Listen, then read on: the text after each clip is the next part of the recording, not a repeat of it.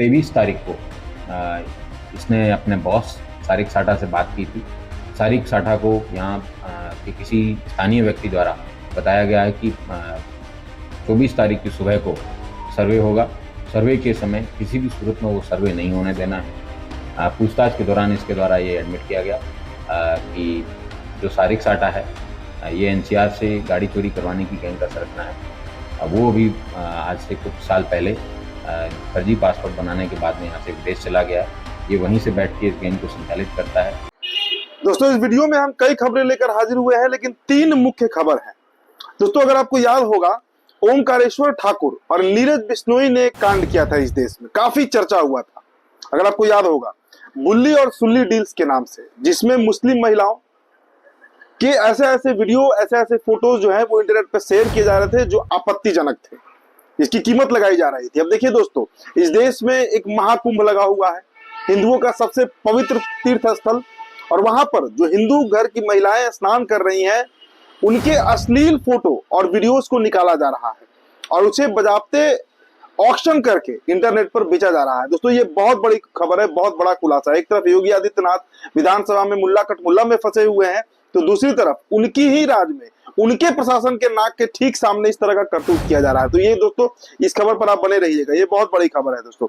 इसके अलावा देखिए, संभल हिंसा में जो 5 मुसलमान मारे गए, उनका तो अब तक कोई पता नहीं चला है कि किसने मारा, कैसे उनकी मौत हो गई।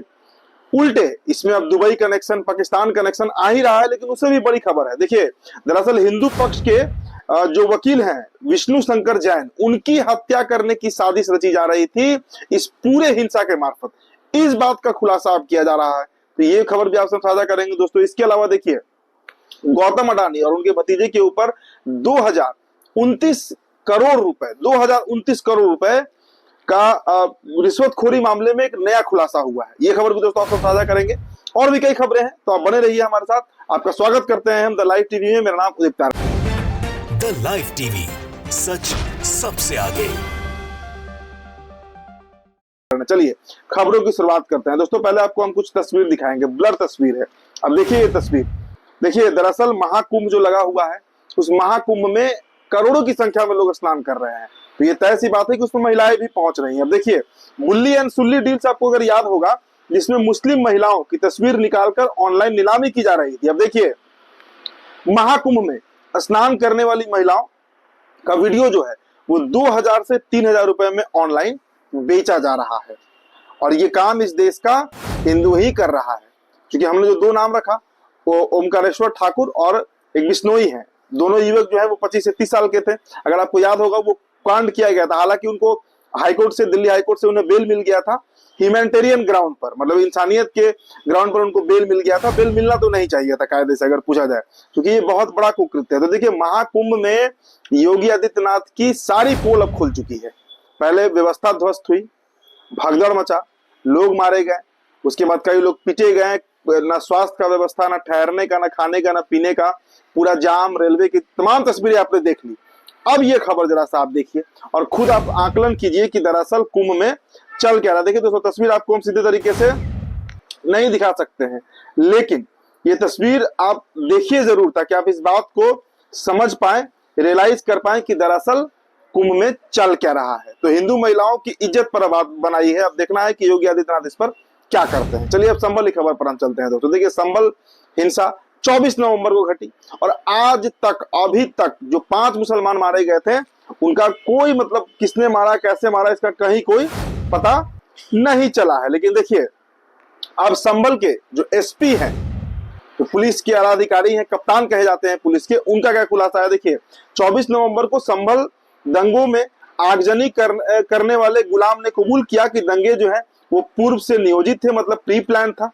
ये पुलिस कह रही है।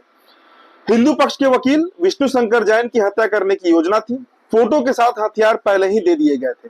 उसे कहा गया था कि जैन को निशाना बनाने से पूरे देश में हिंसा फैल जाएगी, और नेताओं ने उसे बताया कि वो फेमस हो जाएगा। सनातनियों, देख लो उनकी प्लानिंग। जो भी सेकुलर हिंदू उनके साथ है, उनको याद रखो, और वोट देते समय उनकी इस हरकत को याद रखना, नहीं तो भुगतना पड़ेगा। इस बात को संजय कुमार ने लिखा है।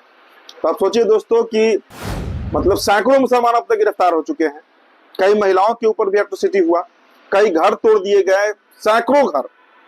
अवैध बताकर तोड़ दिए गए, कई दुकान तोड़ दिए गए अब तक। और अब जाकर पुलिस कह रही है कि दरअसल जो मुख्य अभियुक्त था जिसकी गिरफ्तारी हुई है वो इस बात को स्वीकार कर रहा है, कन्फेस कर रहा है कि संभल में जो विष्णु शंकर जैन है, हिंदू पक्ष के मुख्य वकील, उनके मर्डर का प्लान था और उनके मर्डर के लिए बजाते सारा फोटो दे दिया गया था, हथियार जो है वो दे दिया गया था। तो इस खबर को आप समझिए कि संभल में दरअसल हो क्या रहा है। जब पुलिस के हाथ कुछ भी नहीं लगा, क्योंकि मौतें तो वहां पर हुई है, अब उस पर सवाल पूछा जा रहा है, तो पुलिस के पास कहने को कुछ नहीं है, तो पुलिस जो है अब एक नया एंगल देने का प्रयास कर रही है।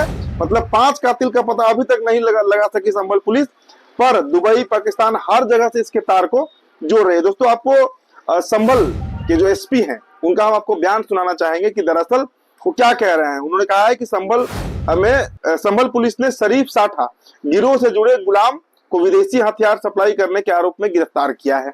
तो इस पर जो बयान उनका आया एसपी साहब का वो आपको सुनना चाहिए। 23 तारीख को इसने अपने बॉस सारिक साठा से बात की थी। सारिक साठा को यहाँ के किसी स्थानीय व्यक्ति द्वारा बताया गया है कि 24 तारीख की सुबह को सर्वे होगा। सर्वे के समय किसी भी सूरत में वो सर्वे नहीं होने देना है। पूछताछ के दौरान इसके द्वारा ये एडमिट किया गया कि जो सारिक साठा है ये एनसीआर से गाड़ी चोरी करवाने की गैंग का सरगना है। वो अभी आज से कुछ साल पहले फर्जी पासपोर्ट बनाने के बाद में यहाँ से विदेश चला गया है। ये वहीं से बैठ के इस गैंग को संचालित करता है। तो आपने सुना कि क्या कुछ कह रहे हैं वहां के एसपी। देखिए सीधे तरीके से समझिए कि पुलिस के पास अब खंगालने को, चार्जशीट तैयार करने को कुछ भी नहीं बचा है, कोई भी तथ्य नहीं मिल रहा है। तो कहानियां बनाई जा रही है, स्टोरी फ्रेम किया जा रहा है और उसमें तरह तरह की बातें निकल कर आ रही हैं।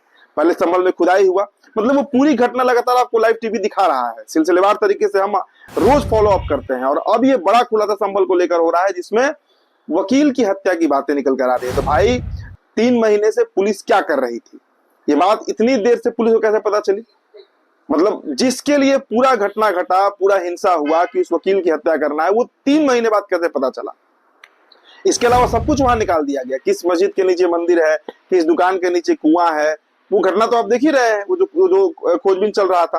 दोस्तों अब इसके अलावा आपको हम ये खबर देखिए गौतम अडानी से जुड़ी हुई एक बड़ी खबर है। 2029 करोड़ रुपए का रिश्वतखोरी का मामला सामने आया है। देखिए खबर देखिए, भारतीय अरबपति गौतम अडानी और उनके भतीजे सागर अडानी पर कथित रूप से 2029 करोड़ के रिश्वतखोरी मामले का एक नया खुलासा हुआ है। दरअसल यूएस सेक्रेटरी ने कोर्ट में दायर की गई याचिका में न्यूयॉर्क जिला न्यायालय को बताया है कि गौतम अडानी और सागर अडानी को अपनी शिकायत भेजने के लिए उसके प्रयास जारी है।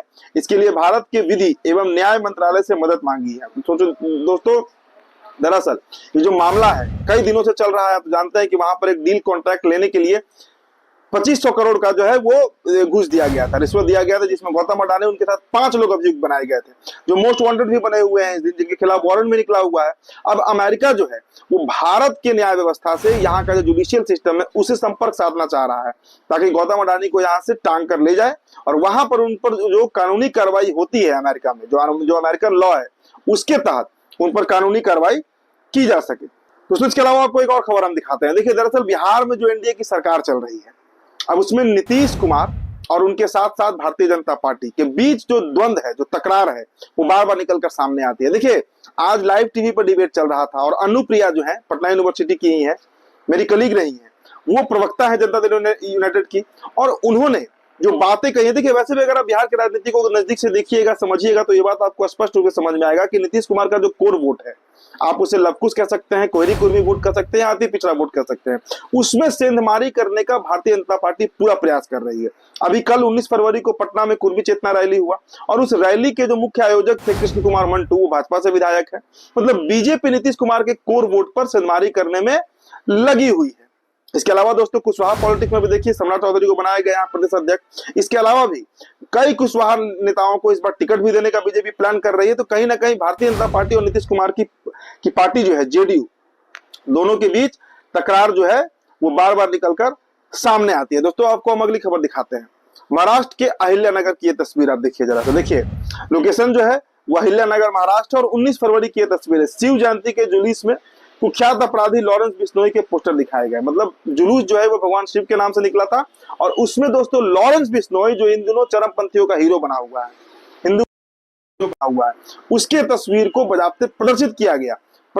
आप तस्वीर देखिए इसको गौर से, कि किस तरीके से वहां पर लॉरेंस बिश्नोई जो कई मामले में आरोपी है, जिसके ऊपर कई हत्या का आरोप है, वो उसके पोस्टर को कैसे महिमा मंडन किया जा रहा है। दोस्तों अगली खबर आप देखिए जरा सा, ये भी महाराष्ट्र की तस्वीर है, रावेर जलगांव की तस्वीर है, 19 फरवरी की है।